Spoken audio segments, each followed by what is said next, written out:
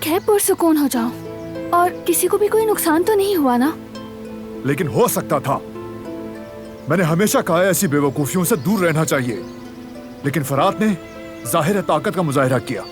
ताकत दूसरों को कुचलने के लिए नहीं होती। ऐसे बेकाबू रवैये सिर्फ इंसान को नुकसान देते हैं और ये जाहिर करते हैं कि वो अंदर से कमजोर है। तुम बिल्कुल ठीक कह रहे हो। तुम खानदान के लिए इतना सोचते हो, ये अच्छी बात है। अगर ये ताकत किसी और के हाथ में होती तो बहुत सी बुराइयां जन्म ले सकती थीं। लेकिन तुम सिर्फ अच्छे कामों के लिए अपनी ताकत को इस्तेमाल करते हो। लेकिन तुम्हें नजर आ रहा है जिन चीजों की हिफाजत करने की कोशिश करते हो, गुस्सा उनको बर्बाद कर देता है।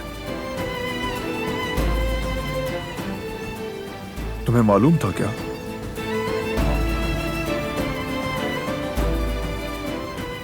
तुमने मुझे क्यों नहीं बताया? तुम्हें बताना मेरे इख्तियार में नहीं था। ये गुल का ज़ाती मसला है।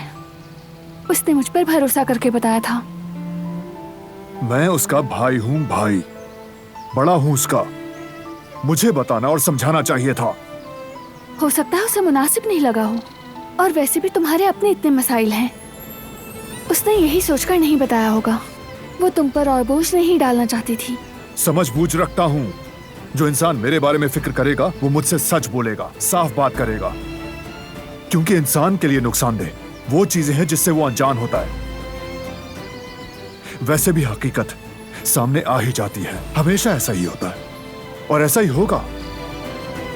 बाद में सच का सामने आना सबके लिए ज्यादा तकलीफदेह होता है। मैं नहीं चाहता कि मुझसे कुछ भी छुपाया जाए। सही कहा, लेकिन अक्सर बताना बहुत मुश्किल होता है।